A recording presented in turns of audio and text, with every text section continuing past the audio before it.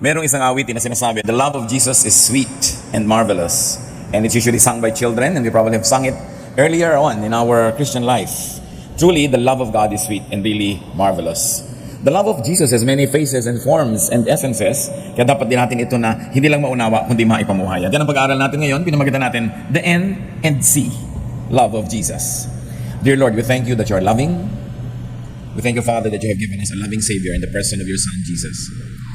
Turuan mo kaming lalo itong maunawa, mai-apply sa buhay namin, at maipamuhay para sa pakinabangan, hindi lang namin sarili, kundi ng marami, at para sa ikaluluwalhati nyo. You are the author of love, O God.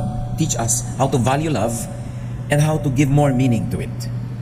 Sa aming paghingi ng pagpapala sa inyo, Panginoon, nilalapit namin aming mga sarili. Patawarin niyo po kami sa aming mga kasalanan. Mga nagagawa namin hindi dapat gawin, mga hindi nagagawang dapat naman ay ginagawa. Sa aming mga pagkukulang at mga kalabisan. Bigyan niyo po kami, Panginoon, ng balanse. Wash us with the blood of Jesus. Empower us to receive goodness from you. Make us whole. Make us full. So we will overflow with love, and we can also be agents and extensions of your love to many people. Pagpalain niyo po kami ngayon, palakasin ang aming mga katawan, palinawin ang aming isip, patibayin yung aming loob. Pagalingin niyo ang mga karamdaman ng aming damdamin, ng aming espiritu, Panginoon. Bigyan niyo kami ng inyong kaaliwan, ng inyong lakas, ng direksyon na sa inyo nagmumula. Pag-asa para sa mga pinanghihinaan ng loob, liwanag para sa pinagdidimla ng isip, at humihilig kami, Panginoon, ng kagalingan para sa iba't ibang uri ng karamdaman ng aming kaluluwa. May your words give us healing and challenge, and may your words also, Lord, encourage us. Be the speaker, Father. We ask you to fill us with your presence. We ask you to accomplish your will, correct us, encourage us, redeem us. In the name of Jesus, your Son, our Lord, our teacher, our Savior, and healer, we pray with thanksgiving. Amen. Mark 6:30 to 32. After the apostles returned to Jesus, they told him everything they had done and taught. But so many people were coming and going that Jesus and the apostles did not even have a chance to eat. Then Jesus said, "Let's go to a place where we can be alone and get some rest." They left in a boat for a place where they could be alone. Isang napakahalagang kwento na hindi lang magbibigay sa atin ng ideya kung paano magmahal si Jesus, kundi magbibigay din sa atin ito ng panukat kung paano titingnan kung paano tayo magmahal. At kung ano ding uri ng pagmamahal ang dapat nating asahan sa mga nasa paligid sa atin. Alam natin na ang mga apostles ng Panginoon ay mga karaniwang tao, mga hindi nakapag-aral, walang malayong narating sa kanilang formal education. Karamihan ay mga mangingisda. At pagkatapos na sila ay nagkaroon ng personal encounter sa Panginoon at nahipo ang kanilang buhay, at matapos ang training nila sa Panginoon na personal na ibinigay sa kanila, maraming pagbabagong naganap. Sila ay naging mga tagapangaral. At hindi lang ba sa mga mangaral na may mga nagagawang himala. Kaya naman lalo silang pinakinggan. Nagkaroon ng napakalinaw na pagpapatotoo na sila ay kinakasihan ng Espiritu ng Diyos. At yun ang background ng kwento natin ngayon. Matapos ang isang misyon, kung saan ipinadala ng Panginoon ang kanyang mga disciples, dala-dalawa, para magpunta sa iba't ibang mga lugar, magturo, magpagaling ng mga may sakit, magtuwid ng mga kalikuan, bumalik sila at buong galak na ikinukwento nila ang mga karanasan nila. So it's like a campfire where after a day's hunt, people would gather and exchange stories. Nakaka-encourage sa mga kwento at sa pagpupuna ng Panginoon sa kanilang mga ginagawa ay lalong nadadagdagan ng kanilang kaalaman. Pero pagkatapos noon, na sila ay nagkukwentuhan, hindi pa nakakapagpahinga galing sa mga misyon, nagdatingan ng maraming tao. Alis at dating ang mga tao. At ang lahat ay tinuturuan, pinapakain, pinapayuhan, pinagagaling sa kanilang mga karamdaman. In other words, the people were draining the disciples of all the energy after having been drained already by a mission that they had previously done. And the Lord was cognizant of the limitations of the human body. Alam naman ng Panginoon ang hangganan ng lakas ng tao, kahit siya ay makadiyos, kahit siya ay kinakasihan ng Espiritu, at ginawa ng Panginoon ng isang bagay na hindi karaniwan sa tingin ng iba. Kahit ang daming taong dumarating, nangangailangan ng tulong, kailangang mapalayas yung mga masasamang espiritu na pumaposes doon sa iba, kailangan payuhan yung nalilito, kailangan pagalingin, ipanalangin, paghimalaan yung maraming may karamdaman. Sabi ng Panginoon, ali kayo. Alam kong pagod na kayo at hindi matapos ang pagdating ng mga tao, halika kayo. Pupunta muna tayo sa ibang lugar na hindi nila tayo masusundan, sa isang tahimik na lugar at nang kayo makapagpahinga. At ganun na ang kanilang ginawa. Sa kabila ng napakalaking demand for their personal attention and their ministry, they left the place. They left it in a boat for a place where they could be alone. What do we see here? The nourishing love of Jesus. Siyang letter N sa ating mahiwagang title. The love of Jesus was nourishing. The nourishing love of Jesus turned fishermen into fishers of men. They were nourished. Yung dati nilang alam, dumami, hindi kumonte. Ang utak nila na marami ng alam, lumawak pa imbes committed. Ang mundo nilang ginagalawan, mas lumaki, mas marami silang napuntahan, mas marami silang nasabi, mas maraming tao silang nakasalamuha. The nourishing love of Jesus turned ordinary men into extraordinary men. Naging mga kagilagilalas ang kanilang mga katangian. At sabi sa Mark 6:30, after the apostles returned to Jesus, they told him everything that they had done and taught. So the nourishing love of Jesus turned uneducated men into teachers. Kaya hindi pwede nating sabihin, ganito lang na pag-aralan ko, mababa lang pinag-aralan ko, hindi ako marunong. Para nating minamaliit ang pwedeng gawin sa atin ng Panginoon.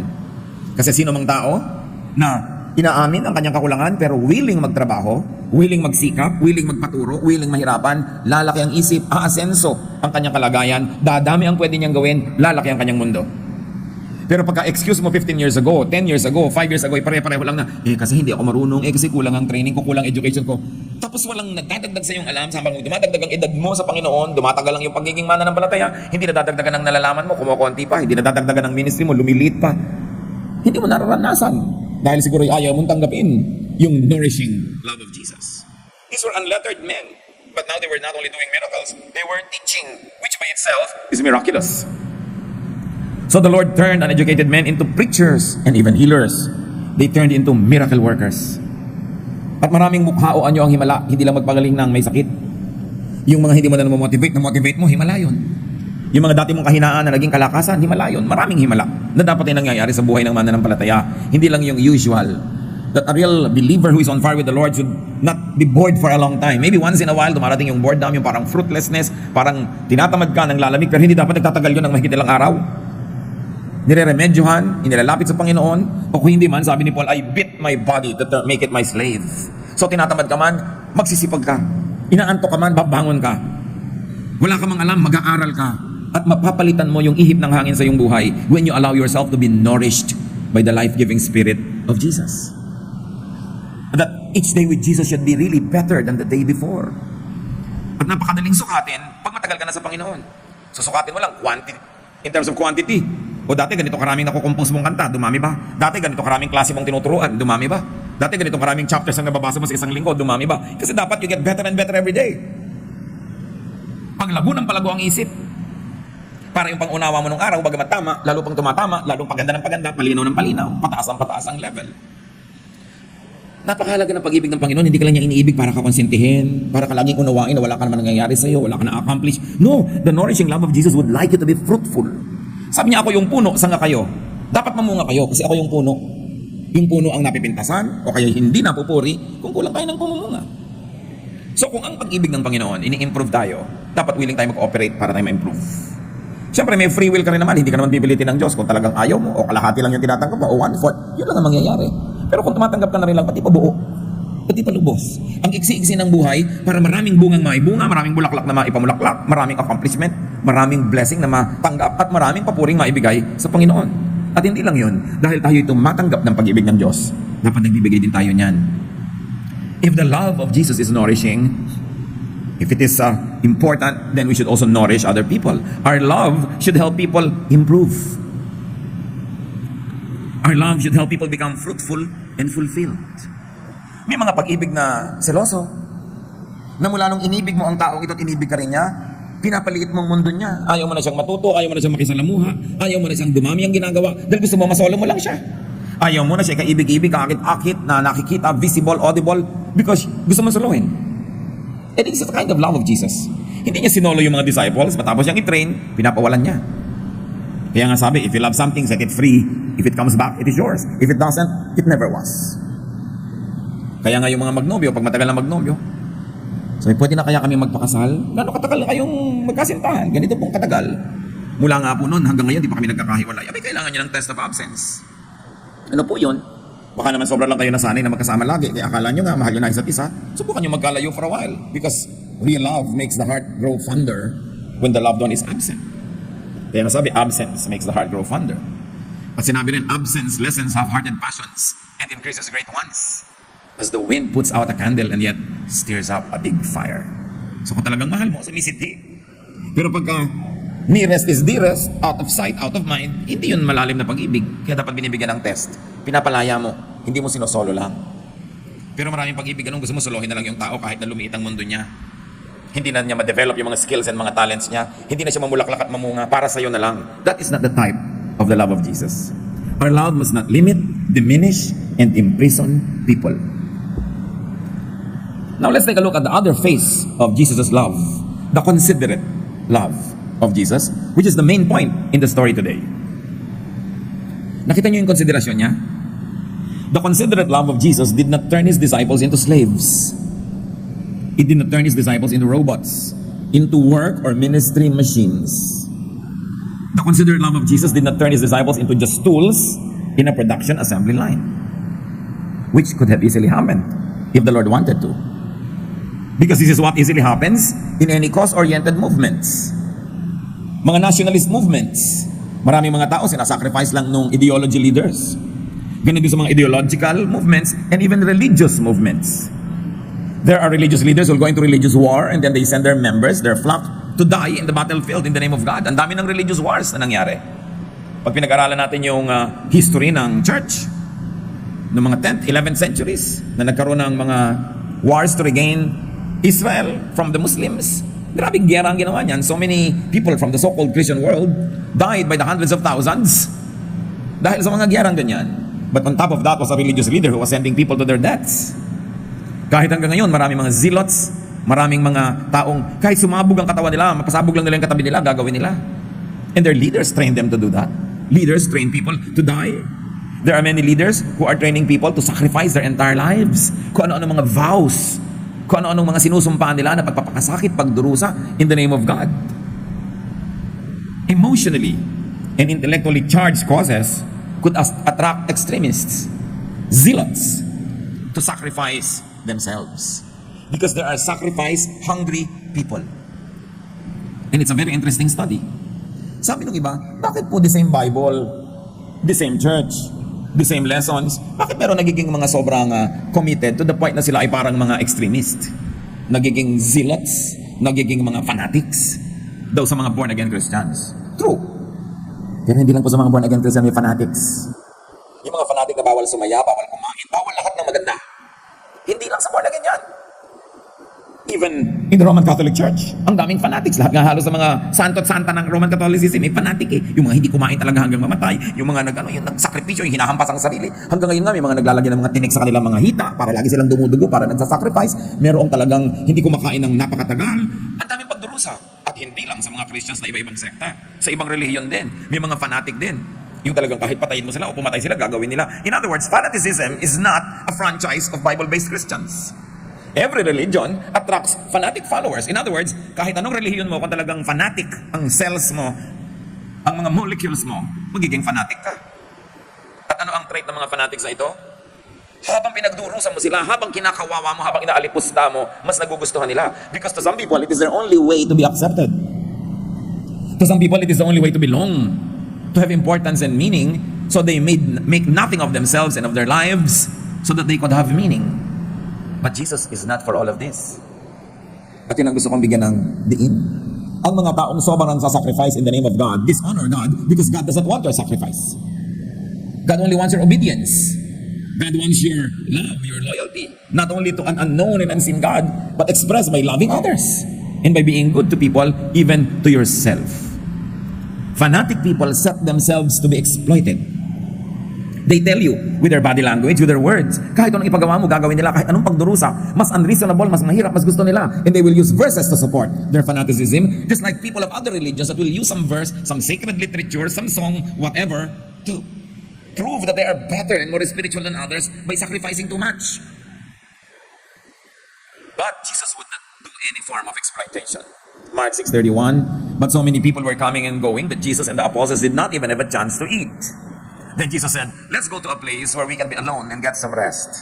They left in a boat for a place where they could be alone. Yung mga panatiko, yung mga extremist, ma-offend dyan. Sabi nila, bakit nila tinalikuran yung mga nagugutom? Ba't nila tinalikuran yung mga may sakit? Tinalikuran nila yung mga possessed para lang sila magpahinga, para lang sila kumain. If Jesus did it, that must be the way to do it. Jesus cared for and about them more than He cared for their output. Mas pinapahalagahan ni Lord yung mga kasamahan niya, mga disciples niya, yung kanilang kalagayan, yung kanilang ikabubuti, kaysa sa dami ng magagawa nilang kawang-gawa. may oras. May oras na tama na muna ang paglilingkod sa iba, magpahinga muna. Tama na muna ang pagsasakripisyo, kumain naman tayo at matulog. Tama na muna ang sobrang pagbibigay, tumanggap naman tayo. Their well-being was supreme to Jesus. Tulad din ng, sabi niya, you will always have the poor with you. Ako, sandali lang nandito, so I don't mind. Kung buhusan niyo ako ng mahal na babango, ayan o, enjoyin natin. Sabi, puro na lang mahirap ang iniisip niyo, di naman sila mauubos, ang dami nila.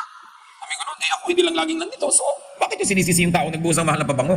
Kasi may nagbuhos sa kanya ng pabango, sabi niya, sabi ng ibang disciples, kung ibinigay na lang natin sa mahirap yung pabango na yan, ibinenta natin, kasi pinagbenta, binigay sa mahirap, mabuti pa. Sabi ni Lord, the poor you will always have with you, but not me. So hindi extreme dapat. Marunong ka magtipid para sa ikabubuti ng marami, pero hindi ka laging nagtitipid buong buhay. Marunong ka rin magpasarap. Tingnan niyo si Sisa na hindi nagpasarap sa sarili. Ano nangyari? Naloka. Tipid ng tipid para sa mga anak, tipid ng tipid para sa asawa, pakain sa anak, pakain sa asawa, wala para sa kanya, mamaya tulala. Dapat nagtitira ka sa sarili mo. Dapat minamahal mo rin ang sarili mo. Kasi likha ka ng Diyos. Pag pinabayaan mo ang sarili mo, pinabayaan mo yung likha ng Diyos, binabaliwala mo yung paglikha niya sa iyo. O ipagpalagay na hindi mo mahal ang sarili mo. Paano kung mahal ka ng Diyos? Which is the fact. Kung hindi mo mahal ang sarili mo na ayaw mong alagaan, alang-alang sa Diyos na nagmamahal sa iyo, na nasasaktan pag napapahamak ka, alagaan mo ang sarili mo. O babae, hindi mo mahal ang puri mo. Kahit paghampasan mo yung katawan mo sa apat na sulok ng misericordia, baliwala lang sa iyo. Paano sa nanay mo, sa tatay mo, sa kapatid mo na nagmamahal sa iyo, na nasasaktan pag ginagawa mo yan? Di ba dapat mo ingatan ang sarili mo? Ang totoo lang, dapat mong ingatan ang sarili mo dahil mahal mo ang sarili mo. Pero kung hindi mo man mahal, may iba pang nagmamahal sa iyo na dapat mo pa rin isaalang-alang. May mga anak, babagsak sa school, magsusuicide. Tinanggihan ng nililigawan, nagsuicide. Iniwan ng asawa, nagsuicide. O ipagpalagay na wala nang kwenta sa inyong buhay nyo. Pero paano naman yung mga nagmamahal sa inyo? Yung mangungulila, yung maghahanap sa inyo, don't you care for them? That's why we take care of our bodies, we take care of ourselves, we take care of our wellness, because hindi lang ikaw ang nagmamahal sa sarili mo. Mahal ka ng Diyos at the very least. And your body is the temple of the Holy Spirit, which you have from God. So sabi sa Bible, glorify God in your bodies. Therefore, you must eat on time. You must eat properly. You must rest. Don't sacrifice too much to the point that you destroy your health. God does not want your sacrifice. God is not impressed with sacrifice. Ang kailangan sa atin, maging masunurin sa kanyang mga moral laws, maging maibigin sa kapwa at sa sarili. Kaya sabi ng Panginoong Yesus, love others as you love yourself. Hindi sinabi ni Jesus na love others only and forget yourself. Ang ginawa niyang sukatan, paano ko po ba iibigin ang kapwa ko? O edi kung paano mo kamahalan sarili mo? Mahal na mahal ko po ang sarili ko. Oo nga, nakahalata ako, sabi ni Lord. Kaya yan, ganyan mo rin mahalin ang iyong kapwa. Mahal na mahal mo rin. Ngayon, kung hindi mo mahal ang sarili mo, hindi mo rin mamahalin ang kapwa mo. Walang kwenta, walang mangyayari sa mundo, walang magmamahalan. But the beginning of love for others is a healthy love of self. Kasi kung nagpapahalaga ka sa sarili mo, magkakaroon ka ng pamantayan kung gaano rin kahalaga ang iyong kapwa. How do we care for? How do we love people who work with us or for us? Kayo mga employer, paano nyo minamahal yung mga employees? Mga manggagawa. How do we care for our working parent? Mga anak, may mga magulang kayo nagtatrabaho, nagpapakasakit, yung gustong bilhin, hindi binibili. Yung gustong kainin, hindi kinakain. But what do you do? Do you exploit that love? Kung alam nyo mahal kayo, do you abuse it? Do you use emotional blackmail against your parents so that you will get what you want? Pagka hindi nabili yung gusto mo, hindi ka kakain, magdadabog ka. Is that the way to do it? The love of Jesus tells us that it's not. Because real love nourishes and cares. So if you love your parents, you should also nourish them. And if your parents love you, all the more that you should love them back. Dapat lagi mo silang alagaan. How do you love your spouse? Minamahal mo bang yung asawa o nine-neglect? Sarili mo lang bang kasiyahan? Sarili mong gusto? Sarili mo lang kamag-anak ang dapat mahalin yung kamag-anak niya? Hindi niya? Hindi na? How do you love your son or daughter? Ang mga anak ba ay nandyan lang para ma-exploit? Para pakinabangan? Lalong-lalo kung may mga trabaho na, hindi na ba natin sila tutulungan? Isasampan na natin sa kanila lahat ng gastos? Idadagan sa kanila lahat ng pabigat sa buhay? Hindi na ba natin sila pagpapahingahin? Napakarami sa ating exploitation and abuse na nagaganap. But this is not a reflection of the love of Jesus. The considerate love of Jesus, no? We have to learn from it. And that is to take more care of people who help you. To take more care of people who work for you and with you. And very especially, to take more care of people who support you. Halaman nga na napipitasan mo ng bunga, pina-fertilize, dinidilig, inaalagaan. Ganon din ang tao. Hindi pitas ka lang ng pitas. Kailangan meron kang sukli. Hindi ko matahimik, hindi nagrereklamo o nagtitiis yung tao, ay aabusuhin. Sabi nga nila, do not kill the goose that lays the golden egg. Alam niyo yung kwento na merong pato na nangingitlog siya, yung itlog niya, ginto. So abang nang abang yung mga tao sa gintong ito, at nung nainip na, pinatay na yung pato at binuksan na yung sikmura, yung tiyan, para makuha na nilang itlog. O nakakuha pa sila ng isa sa loob, pero namatay na yung pato. Alam niyo ba na maraming pamilya ganun, pinapatay yung naghahanap buhay? Pinapatay yung mabait, pinapatay yung naaasahan, pinapatay yung mapag-iis. Tapos yung mareklamo, yung nakakainis ang ugali, yung matapang, yung bayolente, hinahayaan lang nila. Because we're lazy, we follow the path of least resistance. Mga magulang, sino lagi niyong inuutosan anak? Di ba yung masunurin?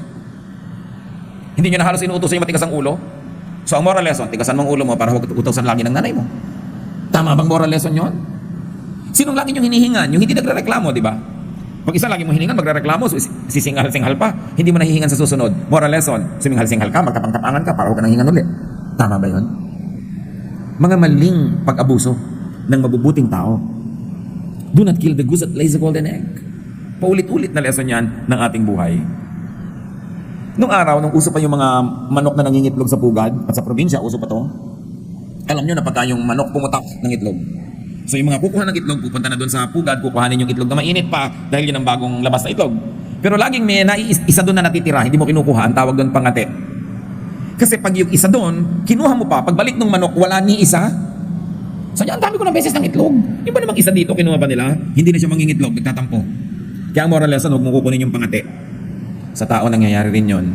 Pag sobrang yung inubos, sinimot, sinaid, pinilipit, piniga, yung nangingitlog, mamaya ayaw na rin niya mangitlog.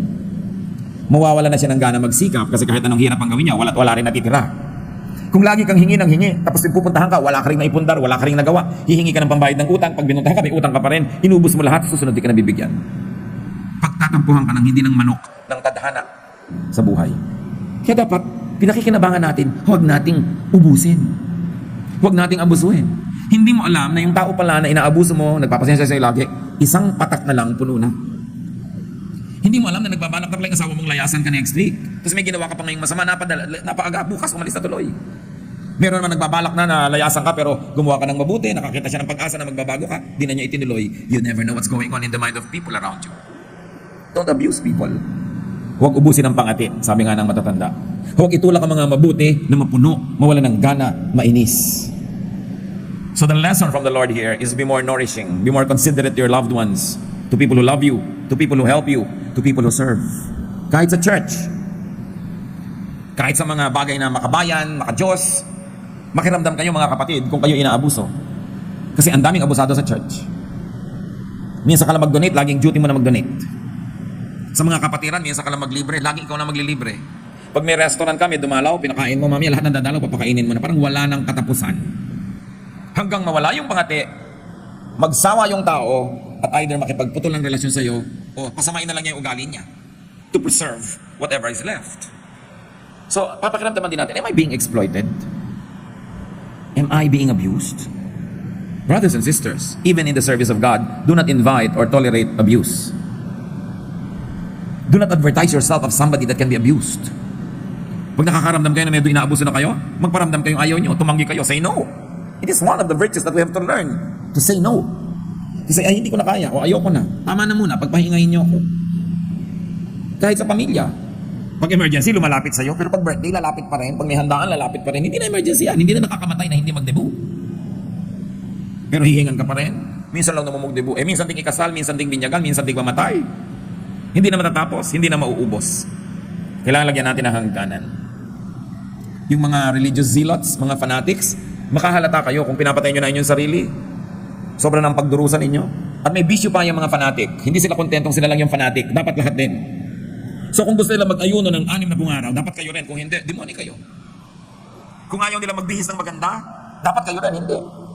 Kung ayaw nila kumatin ng party, ayaw nila kumain ng masarap, dapat kayo rin. Hindi. Yan ang sakit ng mga fanatics. Magbantay kayo kasi meron mga ganyan sa church. Huwag kayong magpapa-influence. Hindi sila representative ng Diyos.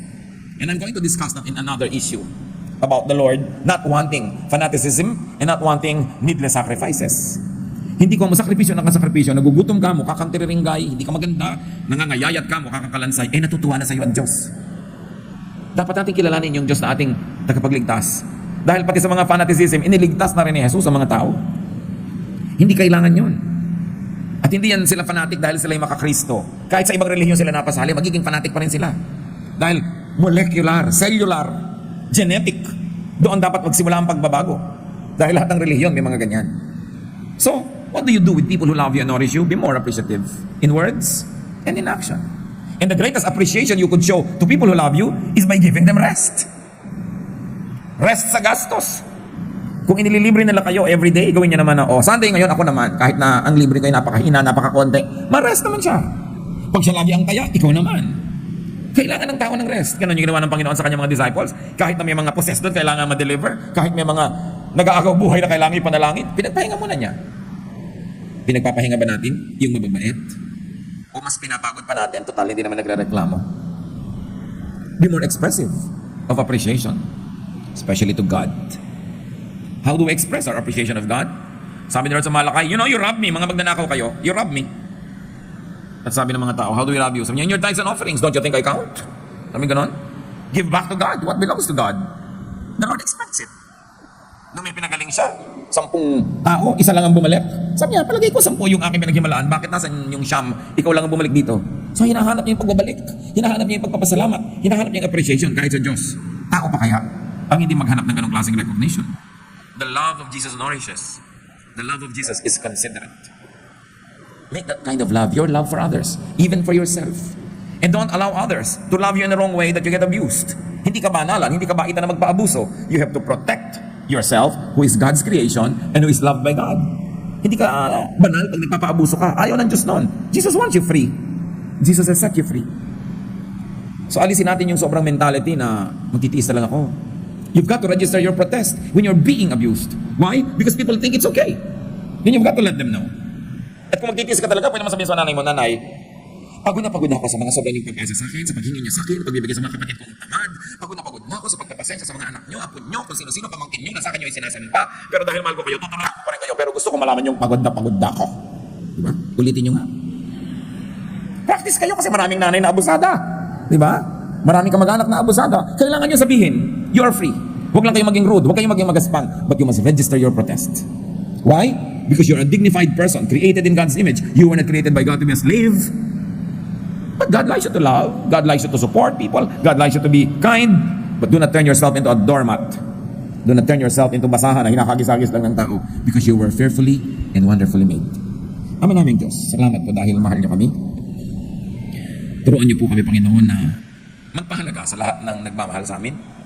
Lalo na kayo na nagmamahal sa amin. Sa mga kapatid na may mga tendency na magpaabuso, turuan niyo rin kami, Lord, na pahalagahan ang aming mga sarili. Dahil binigyan niyo kami ng dangal na dapat din naming pahalagahan. Gawin niyo kaming sensitive, Lord, para maramdaman namin kung nang-a-abuse na pala kami ng husband o wife, ng father o mother, ng son or daughter, ng friend, ng relative, ng employee or employer. Ayaw niyo ng labis. Ayaw niyo rin ng kulang. Gusto niyo tama lang. So ituro mo sa amin yung pagmamahal sa kapwang tama lang. And teach us, O Lord, naturuan ang mga tao sa paligid namin na dapat tama rin ang pagmamahal nila. Kung kulang, punuin nila. At kung sobra, bawasan nila ang anumang expectation para laging tama at balanse lang. Pagbulay-bulayan natin, mga kapatid, ang mga pag-aaral na ito. Lalo nating kilalanin at unawain sa Jesus. Napakasarap niyang kasama. Masarap siyang magmahal. Masarap siyang Panginoon. Gawin din natin ang ganong pag-ibig sa ating kapwa. In silence, while we are bowed before the Lord, let the Spirit of God whisper into your ears things that you must do and things you must not do in response to the nourishing, to the caring love of Jesus.